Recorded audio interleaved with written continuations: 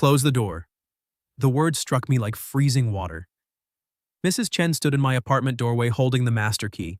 However, everything about her had changed. She had lost her courteous smile, careful distance, and business-like tone of voice from the previous 8 months. Her black eyes carried something I hadn't seen before, causing my chest to constrict and my hands to shiver. This is not occurring. This cannot be happening. I succeeded, my voice cracking like a teenager's. She walked inside and closed the door behind her with a gentle click that seemed deafening. We need to speak, David. The way she pronounced my name rather than Mr. Patterson like she always did sent shivers down my spine. I backed away instinctively, knocking against my kitchen counter. The apartment seemed absurdly small. Let me clarify. 6 months ago, I got married. Happily, I thought. Sarah and I had been together 4 years and married for 2. We had plans: a house in the suburbs, children, the entire American dream. Then I arrived home early from a business trip to find her in our bed with my best buddy Marcus. The divorce documents were signed within 3 months. I'd moved into this rent-controlled apartment in Chinatown because it was inexpensive, and Mrs. Chen Victoria, though I'd never call her that, kept her own business. She was around 40 with sharp features and graying black hair pulled up in a sensible bun. Professional, distant, safe. She collected rent on the first of each month, swiftly addressed maintenance issues, and rarely chatted beyond basic pleasantries. Perfect for a man who is starting over. Except now she was there in my living room, and nothing about her seemed safe. "You've been different recently," she murmured, drawing closer and studying me. My face burned. "Had I been so obvious? I don't understand what you mean." "Last Tuesday, while I was fixing the sink in 3B, you found 3 separate reasons to stroll past that unit." Her voice was steady, yet there was something deeper. Something that had my heart racing. "Yesterday, when I was in the lobby sorting mail, you stood at your window for 20 minutes. Jesus Christ, she knew. I was not. She started, but then raised her hand. "David." My name was in her mouth again, like if it were a secret. "I am not here to embarrass you." She was now close enough for me to smell her perfume, which was delicate and costly, and something I had never noticed before. Close enough to see the little creases around her eyes and how her lips parted slightly when she inhaled. "So why are you here?" I whispered. She reached up and caressed my cheek with the back of her palm. Her skin was warm and gentle, unlike the efficient, no-nonsense woman who had been collecting my rent for 8 months. Because she replied, her voice dropping to a whisper, "I've also been watching you." The entire globe tilted. Everything I thought I knew about my quiet, professional landlady vanished in a second. She had always maintained a careful distance. When I saw her looking at me, she hurriedly looked away. She had stayed a little too long during our conversations regarding building maintenance. She had been watching me. "Victoria," I breathed, and she closed her eyes as I spoke her name. "We can't," she mumbled, but she didn't move away. "You know we can't." Why the inquiry turned out rougher than I expected. "You are not married, right? Neither am I anymore." Her laughter was sour. "Do you think that's what this is about, marriage?" Then what she opened her eyes, and the intensity in them made me take a step back. "You don't know, right? You honestly don't know." You know what I was going to inquire, but she was already approaching the door. "Victoria, wait." She turned back, her hand resting on the doorknob. "I own the entire building." "David, but I don't just own it." She paused, and when she spoke again, her voice was so soft that I had to strain to hear. "I own 3 others, the restaurant downstairs and half of the block." My mouth became dry. The rundown apartment building in Chinatown, the elderly Chinese landlord who repaired her own sinks and collected rent herself. I believed she was simply another small-time property owner, possibly inheriting a building from family. "You aren't just..." "No," she insisted, "I am not simply anything. And you..." She gazed at me with what could have been pity. "You aren't just my tenant." Before I could inquire what it meant, she vanished, leaving me standing in my suddenly too small apartment, my pulse pounding against my ribs and questions burning in my throat. What exactly did she mean? What didn't she tell me? I spent the rest of the night pacing and repeating every encounter we'd ever had, hunting for clues I'd overlooked.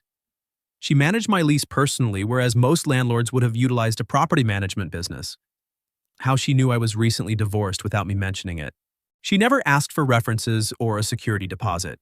By the morning, I had more questions than answers, but one thing was clear: Victoria Chen was not the woman I had expected, and it appears that neither was I. The next 3 days passed in a blur of hyper-awareness.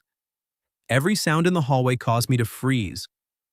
Every time I left my apartment, I half expected to see her, partly wished for it, and hated both possibilities. She had demolished my understanding of everything in a few phrases, and now I can't quit thinking about her words. You aren't just my tenant. What the hell does that mean? On Thursday, I discovered a message slid under my door. There was no formal notice or maintenance update, only a piece of cream-colored paper with her handwriting. David, we need to conclude our chat. Meet me on the roof at 8 p.m. V. My hands trembled while I read it. This is ridiculous. This is really ridiculous. But by 7:58 p.m., I was climbing the tight stairs to the roof access door. She was already standing on the building's edge looking out at the city lights. She had let her hair down. It fell in beautiful waves around her shoulders, capturing the glare of the neon signs below. She'd switched from her regular practical attire to dark jeans and a silky sweater that clung to curves I'd never noticed. You came, she remarked without glancing around. You knew I would. She eventually looked at me, but her expression was unreadable. I got closer, the nighttime breeze conveying her aroma to me. You mentioned I wasn't just a tenant. What did you mean? Sit down, David. She pointed to an old wooden bench that had been brought up here years ago. This will take a while. When she sat next to me, I became acutely conscious of the space between us. If I was bold enough, I could get close enough to touch. Do you understand why I was personally processing your lease application? She asked. I assumed you were actively involved with your properties. Her laugh was soft and sorrowful. I am, but not like this. For the majority of my properties, I use a property management business. My helpers handle everything from applications to maintenance needs. She turned to face me. I've made an exception for you. Why? Because Marcus Liu is my nephew. The words struck me like a physical blow. I actually recoiled the bench, groaning with my quick movement. What, my sister's son? He contacted me the day you discovered him with his wife? He was frightened that you would destroy his career and reputation. He implored me to help him keep track of you. The world was spinning. Marcus, my former best friend, who had betrayed me in the worst manner, was linked to the woman I'd been fantasizing about for months. Have you been snooping on me? Her speech was firm at first, but I could see there was tightness in her shoulders. Marcus was confident you would try to get retribution. He asked me to look for clues that you were planning something vindictive. Were you looking for signs? She was silent for a long time. Yes, but not those he was concerned about. What the hell does that mean, Victoria? I need you to be straightforward with me. What exactly? I was looking for indicators that you were okay when she intervened, that you were healing, that you wouldn't do something stupid. She rose up quickly and paced to the roof's edge. Marcus painted you as a volatile, unpredictable guy, but you were not. You were simply broken. I arose, my legs shaky. So the entire thing, the flat, the rent, everything. Was it just about keeping an eye on me for him? It began like way. She returned my gaze, her eyes shining with unshed tears. However, sometime along the road, it shifted focus to something quite different. What it became about the need to fix you. The words came out quickly. It eventually evolved into wanting you to fix me as well. The air between us crackled with energy. I took a step toward her and then paused. Victoria, I know it's wrong, she said swiftly. I know it's utterly screwed up. You are supposed to despise me. You are expected to feel betrayed and enraged. And I feel betrayed, so I shut her off. But not in the way you expect. She froze. What do you mean I reduced the space between us in 2 steps? I feel cheated because for months I've been falling for a woman who does not exist. The quiet, professional landlord who kept her own business. But she wasn't real, was she? David, the real you is complicated. The true you has secrets, familial strife, and hidden intentions. I reached out and caressed her face just as she had touched mine 3 days previously. And the real you is standing here crying because she is frightened I will hate her for it. A tear fell down her cheek. Wouldn't you perhaps? Probably. I brushed away a tear with my thumb. She leaned into my touch, her eyelids fluttering shut. This is completely wrong, David, in so many ways. I understand. Marcus would never forgive any one of us. I understand. I took advantage of you. I invaded your privacy and exploited the circumstances. Victoria opened her eyes. I understand. So why are you still here? I could not respond with words. Instead, I leaned down to kiss her. She strained for a single second before melting against me. Her arms wrapped over my neck and her fingers tangled in my hair. The kiss was frantic and hungry. Months of suppressed attraction and impossible circumstances burst forth all at once. When we eventually parted ways, we were both breathing heavily. She muttered against my lips, "We can't do this." "We are already doing it. David, you do not comprehend. There is more. There is something else I have not told you." My blood cooled. What she drew back, creating space between us. The divorce. "Are you divorcing Sarah? I may have altered the timeline." "What do you mean? I have a lawyer, a very good one." When Marcus called me panicked about the situation, I had my lawyer contact yours and ensure that the proceedings proceeded smoothly and that Sarah did not try to seize everything you had. I stared at her. "Have you interfered with my divorce? I wanted to protect you." I thought, Jesus Christ, Victoria. I rubbed my hands through my hair. "Is there anything in my life during the last 8 months that you haven't manipulated, David? How deep does this go? Did you plan for me to lose my job too? Is that why I had to relocate into this shithole flat in the first place?" "No," she grasped my arm. "No, it was just you. The job, the apartment search, and the decision to start over. That was all you." "How can I believe what you say?"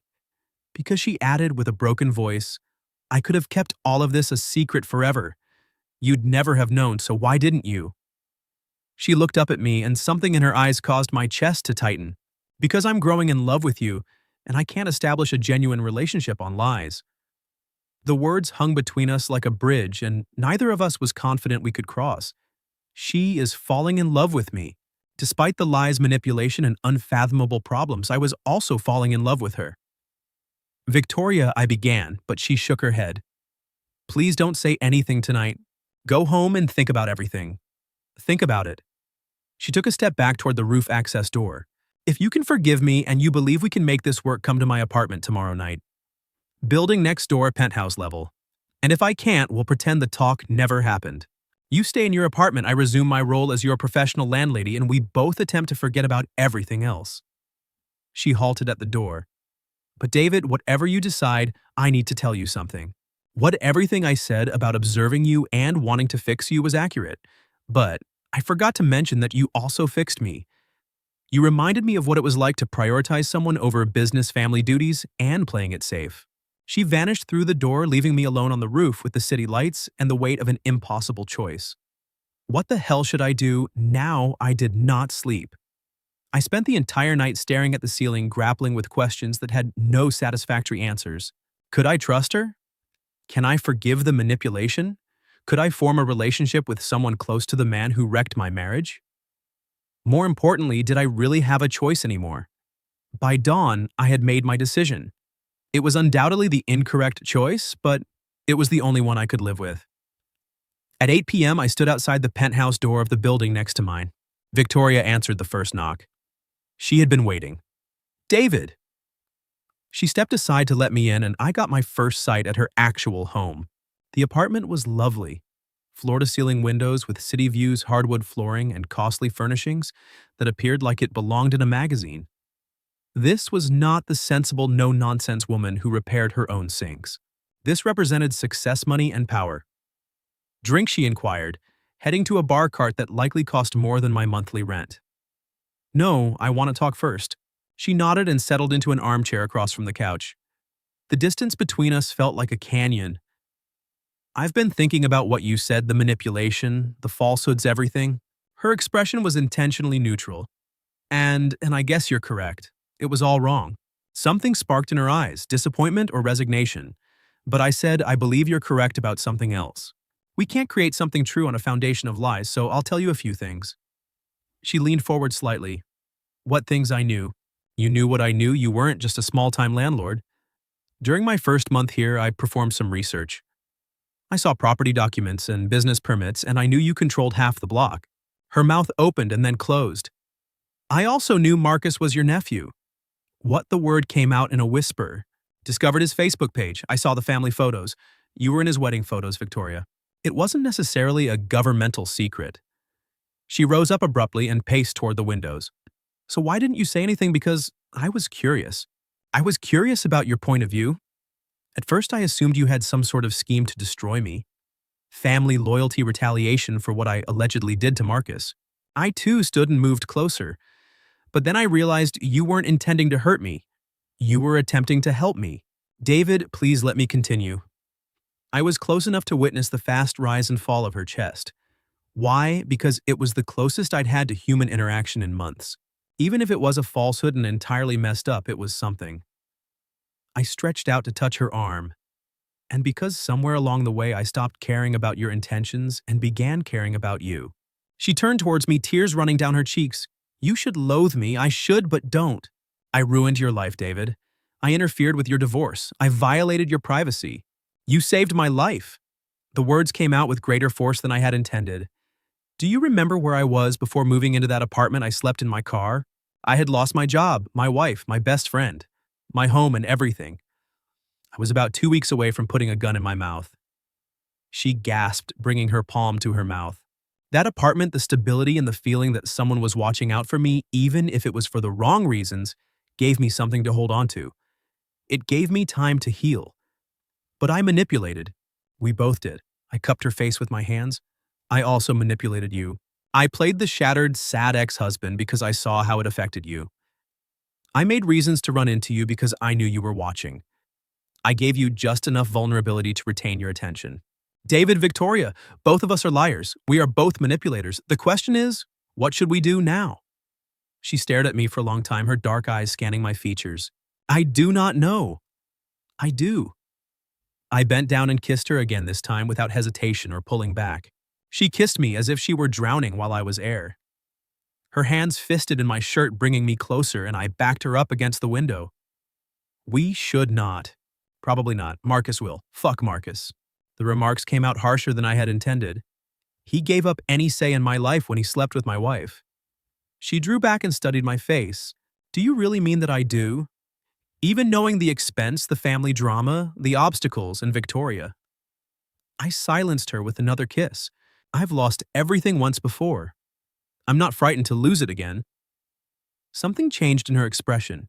Doubt, anxiety, and cautious calculation all slipped away, leaving something raw, honest, and horrifying. I adore you, she whispered. I also love you. The confession hung between us like a live wire. We'd crossed a boundary we couldn't uncross, made a decision we couldn't reverse. So what now, she inquired. Now we're figuring things out as we go. She laughed, her voice unsteady but sincere. That is a poor plan. It's the only plan we have. Obviously, I was mistaken. We had other plans and possibilities. We could have walked away, claimed none of this had occurred, and returned to our safe, separate lives. But standing there in her apartment with the city lights casting shadows on her face, and the weight of our difficult predicament crushing down on us, walking away seemed like the only thing we could not do. David, she asked softly. Yes, close the door. This time I did not hesitate. I reached behind me and turned the lock, locking us in with our difficult facts and perilous choices. Outside, the city was alive with 8 million other people living their 8 million other lives. But inside it was just us two broken individuals who had discovered something worth healing in each other, no matter how much it would cost. The most hazardous thing you can do is prioritize love over reasoning. Sometimes it's the only option that makes sense. As Victoria's arms wrapped around me and her lips met mine again, I realized that everything I thought I'd lost, my marriage, my best friend, my old life, had simply made way for something I'd never known. I wanted something genuine, something worth fighting for, something that began with a lie but ended with the most honest thing I'd ever felt. The next morning, I'd have to figure out how to tell Marcus I was in love with his aunt. Victoria had to decide which was more important, family loyalty or personal happiness. We'd both have to deal with the difficult truth of rebuilding a relationship on the foundation of lying and manipulation. But that was tomorrow's concern. Tonight we had each other the truth and the terrifying, alluring notion that sometimes the wrong option is the only right one. Close the door, as she'd said, and I had on everything that came before and everything that might come after. Because sometimes when you're standing at the edge of something that could destroy you or save you, the only thing left to do is jump and hope that the person you're jumping toward is brave enough to catch you.